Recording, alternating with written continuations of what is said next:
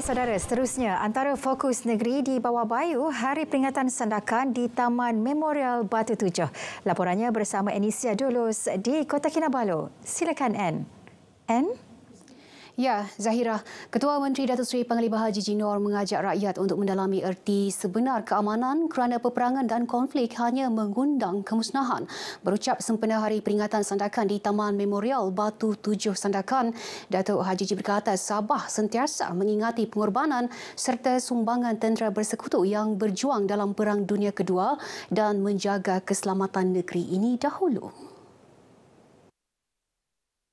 Pengiktirafan dapat dilihat pada setiap 15 Ogos yang menjadi ruang merapatkan hubungan Australia, Britain dan Sabah.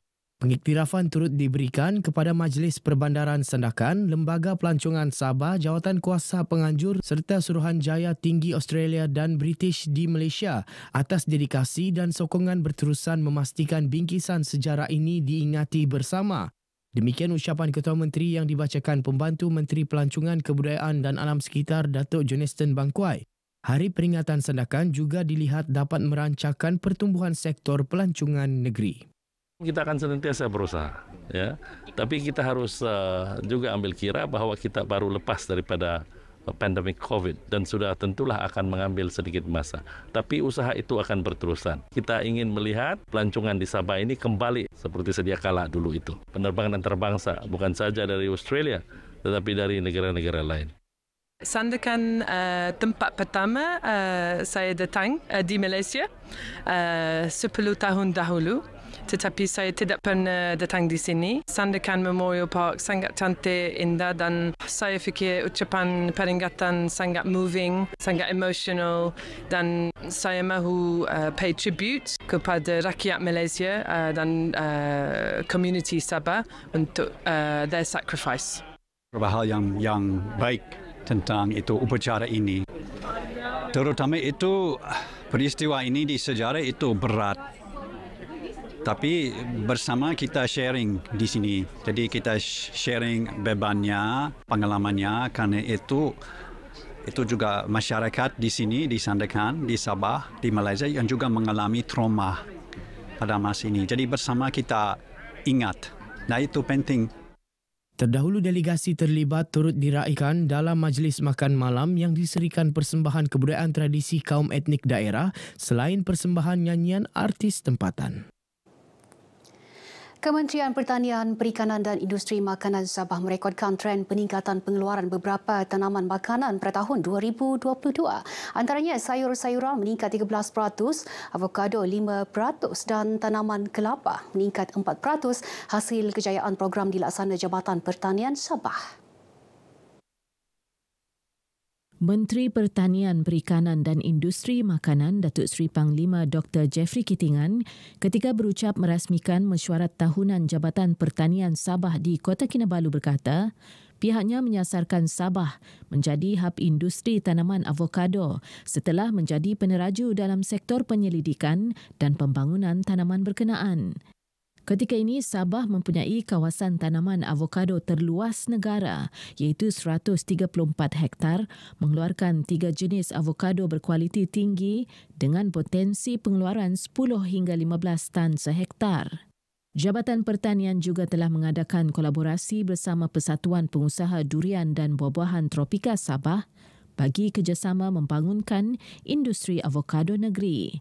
Sementara itu, dalam majlis sama turut diadakan penyerahan sijil My Organic kepada pengusaha padi organik dan majlis menandatangani Memorandum Perjanjian Persefahaman antara Jabatan Pertanian dan Koperasi Pertanian Sabah Berhad mengenai pelaksanaan projek pembangunan tanaman kelapa, durian dan avokado seluas 50 hektar.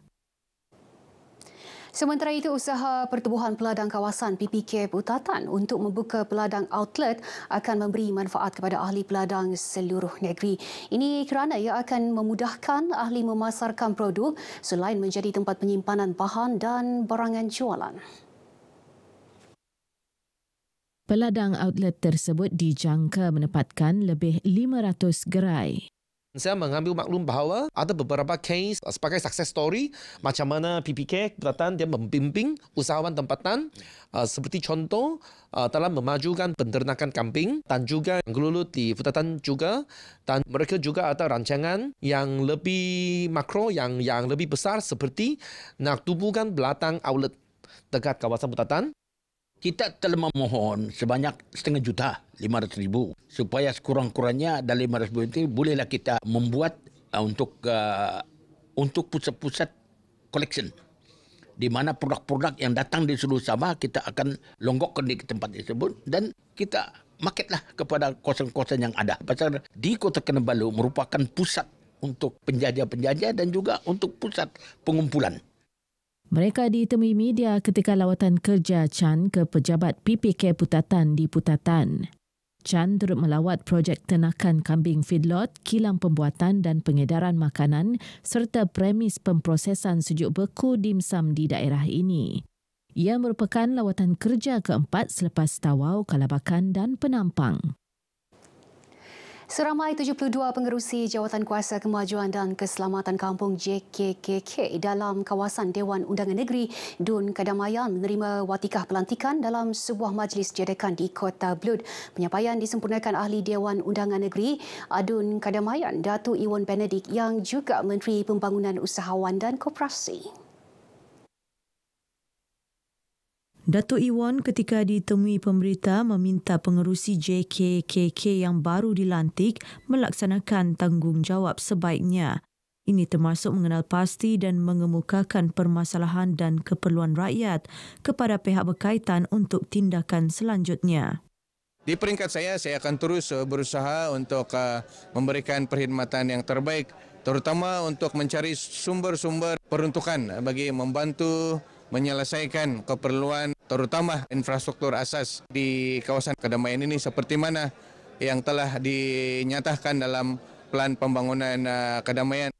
Beliau juga mengingatkan JKKK agar bekerjasama dengan pihak unit pemimpin pembangunan masyarakat UPPM dan agensi kerajaan agar penduduk di kawasan masing-masing tidak ketinggalan dalam menerima bantuan atau program pembangunan untuk kesejahteraan masyarakat.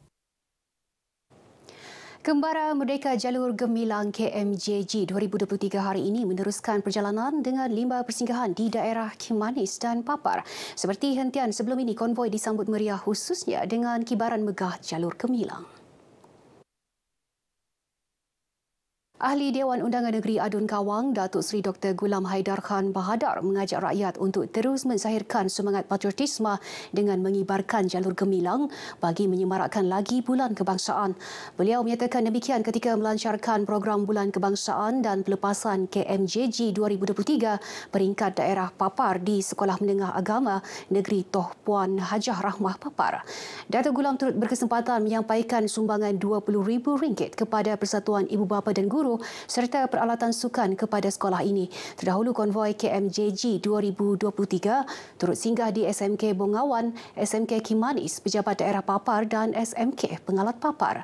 Setakat ini konvoi telah melalui 47 hentian dengan jarak perjalanan sejauh 1,400 kilometer.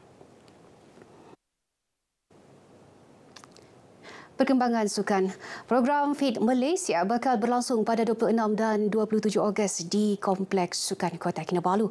Edisi keempat di Sabah ini menyasarkan penyertaan 7,000 masyarakat setempat. Dalam sidang media di Kota Kinabalu, Menteri Belia dan Sukan Datuk Elron Angin berkata, antara aktiviti menarik termasuk fun run, fun walk, fun ride, sukan berbentuk pertandingan kecergasan secara individu dan berpasukan, serta pelbagai pameran dan jualan kesihatan. Kita mempromosikan aktiviti sukan, kecergasan dan rekreasi sebagai salah satu medium perpaduan. Sementara itu, ketika ditanya mengenai persiapan Sukan Sabah Saga berlangsung Disember depan, Datuk Elron berkata semua agensi terlibat telah bersedia dan fasiliti sudah disiapkan untuk menjayakan tamasya sukan berkenaan. 23 acara bakal dipertandingkan melibatkan penyertaan seluruh daerah di Sabah. Selain Kota Kinabalu menjadi hos utama saga kali ini, beberapa lokasi tambahan turut digunakan iaitu Penampang, Kota Belud, Ranau, Putatan, Keningau dan Tuaran. Seramai 586 peserta daripada 14 persatuan seni mempertahankan diri menjayakan program Malam Semarak Pendekar 2023 yang berlangsung di Padang Bandaran Sandakan.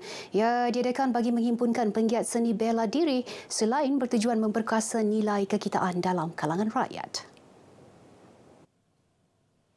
Merasmikan program ini, Adun dilantik Datuk Jafari Waliam berkata penglibatan dalam seni mempertahankan diri berupaya memupuk perpaduan sekaligus menyemarakkan semangat cintakan negara. Seni mempertahankan diri ini untuk merapatkan lagi hubungan, mengeratkan silaturahim di semua seluruh daerah di Sabah ini dan kita mengangkat kita punya seni mempertahankan diri untuk mengharumkan nama negeri Sabah dan ke antarabangsa. Beliau juga berharap lebih banyak program seumpama diadakan dan dilaksana dalam skala lebih besar, menggabungkan lebih ramai penggiat di seluruh negeri pada masa akan datang. Baik, paparan tadi mengakhiri perkembangan dari Sabah. Seterusnya kembali bersama Zahira. Zahira. Baik, terima kasih Anne.